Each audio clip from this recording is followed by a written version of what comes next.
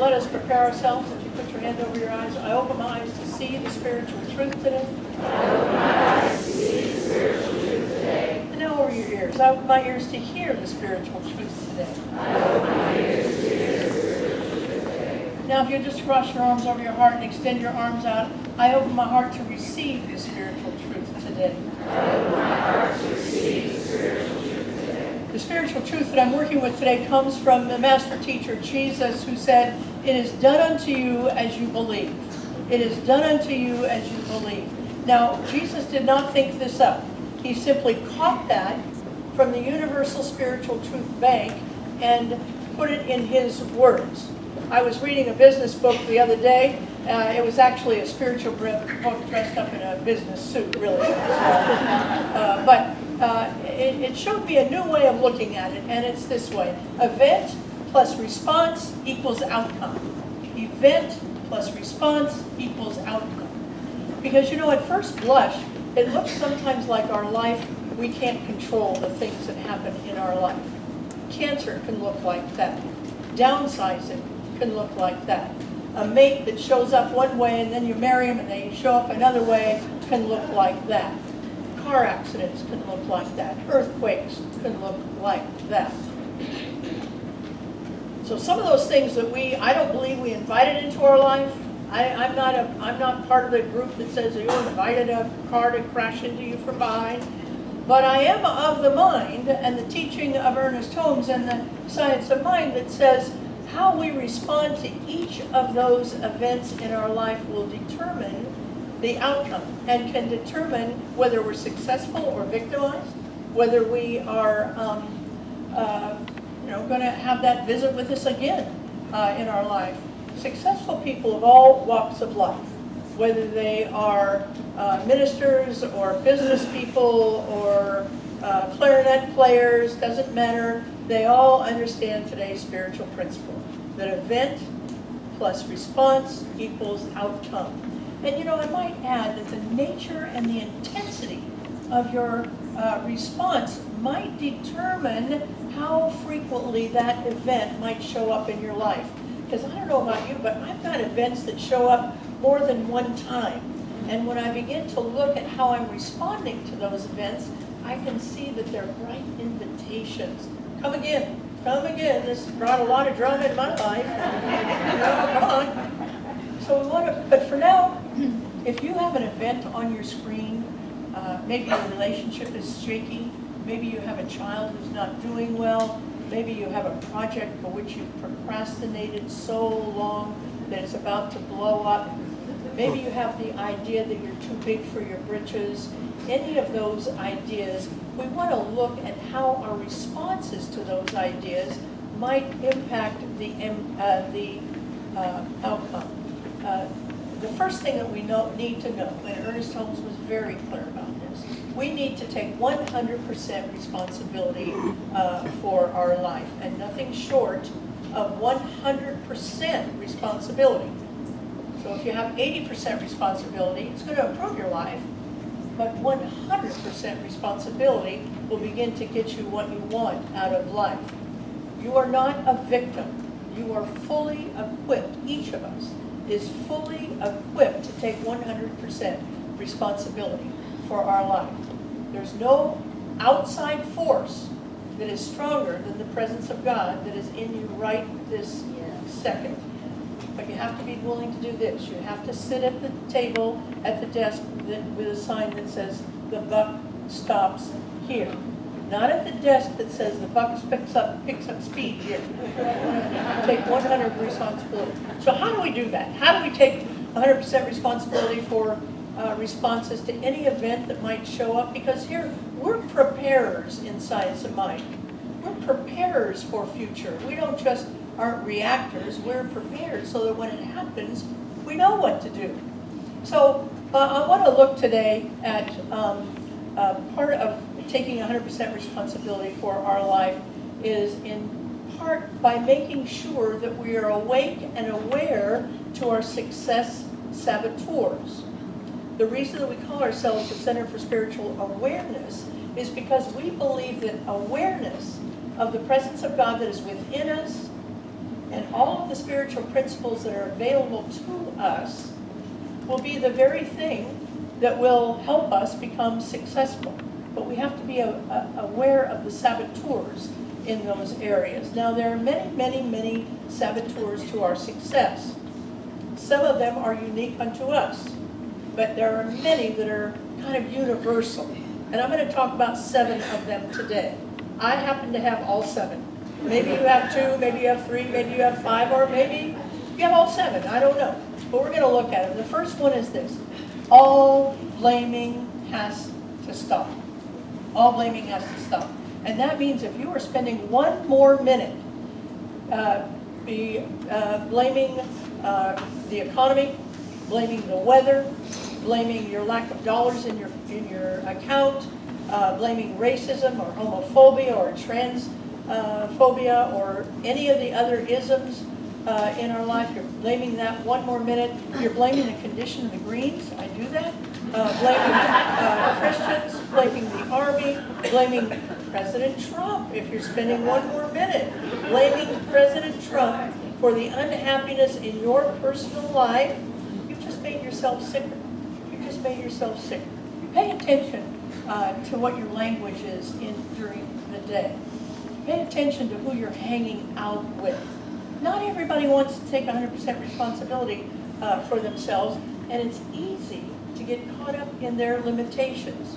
Most of us remember the biblical story of Peter. Remember, Peter wanted to get out of the boat, wanted to walk on water. And so he says to Jesus, Jesus, I want to walk on water. And Jesus says, well, Peter, first you have to get out of the boat. So get out of the boat. And he did. He got out of the boat and he was successful for a moment. But then he looked at the apostles. And the apostles were nervous for him. And once he did that, once he engaged in, nervous people speak a dialect. Did you know that? Nervous people speak their own dialect from the region of failures that they've come from, they bought into, and they let them define themselves, and they've become nervous people. Peter was part of that region, and he spoke nervous dialect. So that when he looked at the apostles, he caught on to their nervousness. And it was a saboteur for him. Jesus, by the way, Jesus never spoke that dialect. That's why he was able to walk on the water. He didn't speak it. He wasn't in that region.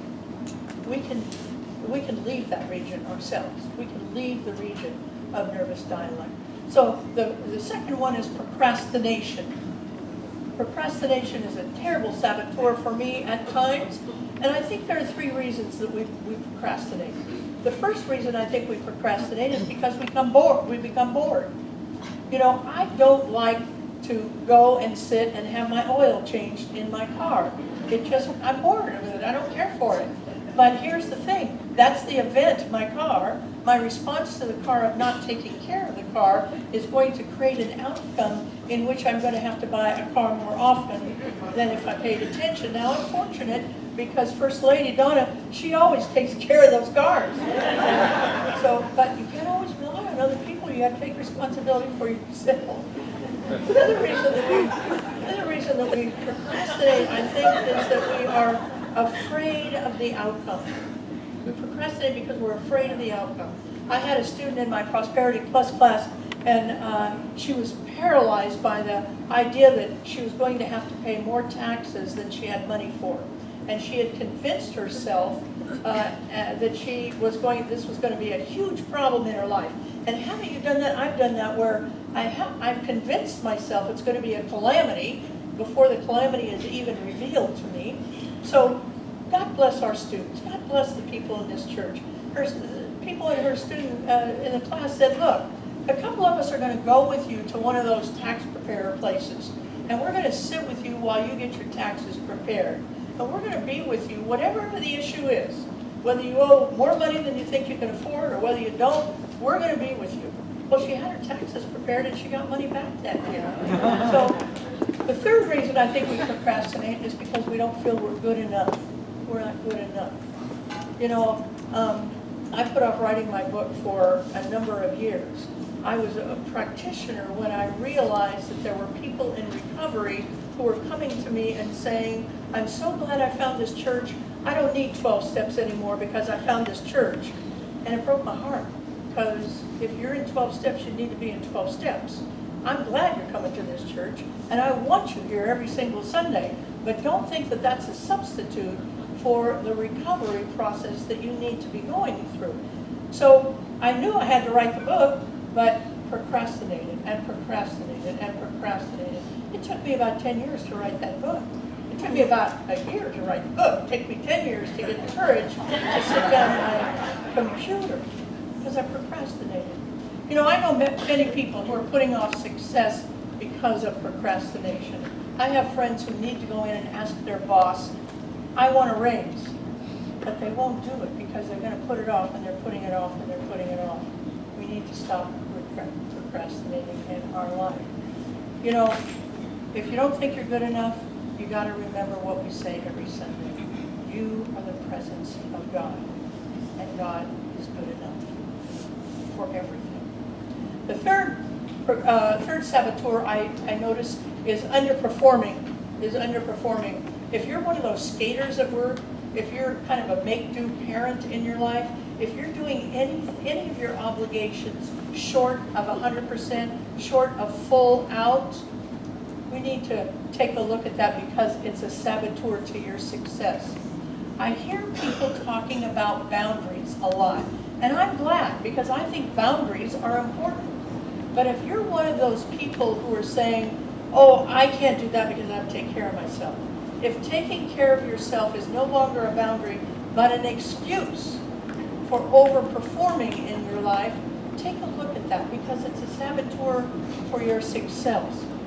Your ultimate employer is God. Your ultimate employer is God. And we want to do full out in our life for spirit. Proverbs 12 reminds us that the hand of the diligent shall rule, while the sluggish shall become slaves. Metaphysically, we would say it this way: the diligent shall succeed, and it feels good. And doesn't it feel good when you overperform? Don't you always feel like, whoa, I feel good after doing that? The fourth saboteur in our life is allowing yourself to be sidetracked by insignificant things. Keep the main thing the main thing. Now, we teach in this church how important it is for you to have goals. We want everybody to have a goal. We want you to have a goal and keep your eye on that prize, not on the other prizes, not on lesser, shinier prizes. If you want a successful relationship in your life and somebody hot walks by the water cooler, just look the other way. That's how you just look away. If you want to lose a few pounds and a cupcake keeps coming, no, you just look away. That's not that. If you want a promotion in your life and that game that you love to play on the computer keeps popping up, and look away. You're not going to play that game. Most of us, myself, or maybe it's just, but I have the attention span of a gerbil sometimes. It's just a tiny little thing. So I'm going to help you with one trick to keep the main thing the main thing. And that trick is called meditation. Now look, meditation has gotten a bad rap because now we think of meditation, we think 20 minutes, we think some music we don't even resonate with has to be on. We think we have to sit on a little pillow and get all pretzeled up. And we have to be still for 20 minutes. It's not what a meditation is. It's a kind of meditation. It's a good meditation. But another kind of meditation to help you keep the main thing, is to simply sit down in a quiet place, comfortable chair, for 5 minutes before you do anything else in the morning. And look at your goal. Think about your goal. Think about what your day wants to be like. That's perfectly great meditation. Get the kids off to wherever they go. Get that spouse off to wherever they go. Get the morning show off the television set.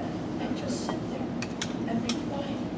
And I'm telling you, it will help you keep throughout the day the main thing the main thing.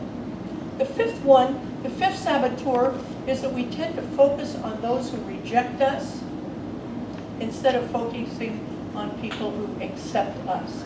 And you know, these saboteurs who reject us, They come from anywhere. They can come from your family of origin. Maybe you made a mistake with a family member and now they put you out. Or maybe it's a societal rejection because you're gay or transgender or you're a person of color or you're fat or you're old or you're skinny or you're whatever. Maybe those rejections. And I'm not saying to ignore them, because we want to be good spiritual warriors as well.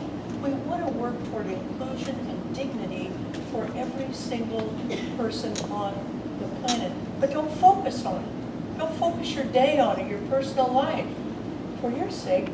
And it's for your sake, because focusing on rejection makes us cold-hearted. It makes us cynical in this life. And here's what else it does. It creates us and them mentality. There's only one of us on the planet. So if we create us and them mentality, we're putting some people out. See here, the thing is, we can love people toward us, but you can never hate people toward you.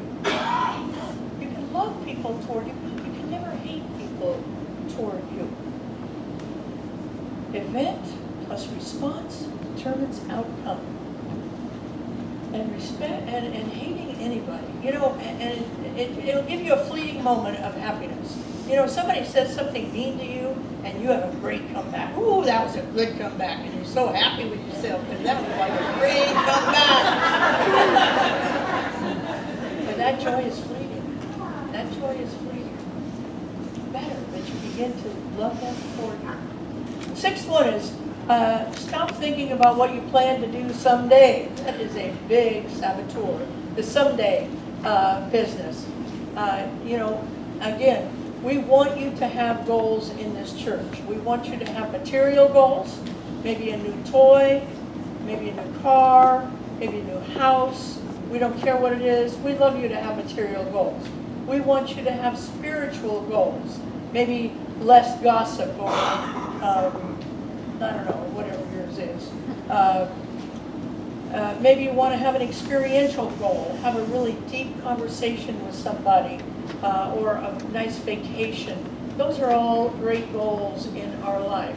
But if month after month and year after year, you are putting off till someday putting the plug in the jug, or talking to your sister about why she's so distant from you, or anything, losing a few pounds, doing anything else. If day after day, month after month, and in some cases, in my case, it's been year after year, that I thought, someday I'll do that. Someday I'll go back to school.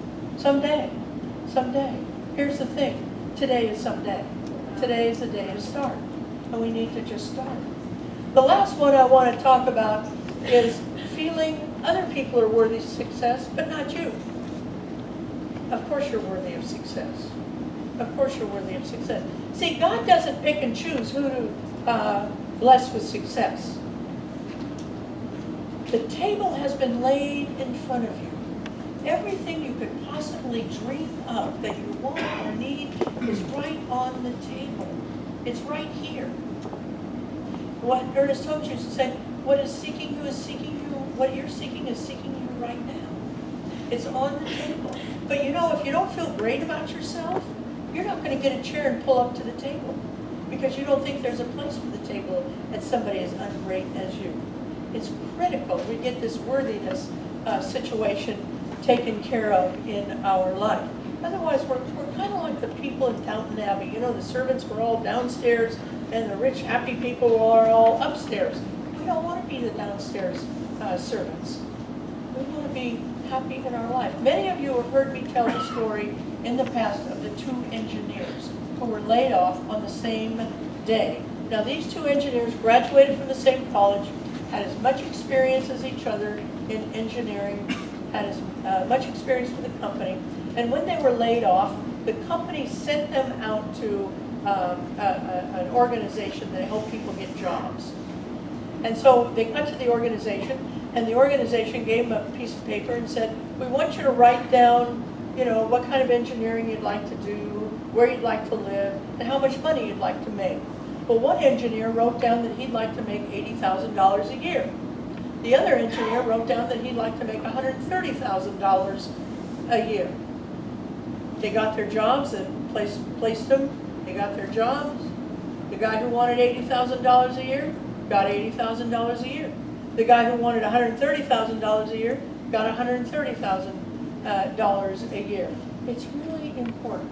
It's really important that we see our own worthiness in our life. In 2 Samuel it says, I call upon the Lord who is worthy of my praise. I call upon the Lord who is worthy of my praise. Now look, inside somebody, we know we are the Lord. We are not all of God. In fact, we can't wrap our head around how big God is. But God is all of us. And we are worthy of not only our praise, but the praise of all beings. Let's take this message into prayer. Knowing that there is a presence and a power and a glory that runs through me right now. And I accept it. I don't fight with it. I accept it. I accept that love runs through me, that forgiveness runs through me, that joy runs through me, that laughter runs through me. I accept that. I get my bloated nothingness out of the way so that I can embrace. I give thanks. I release His word into the law together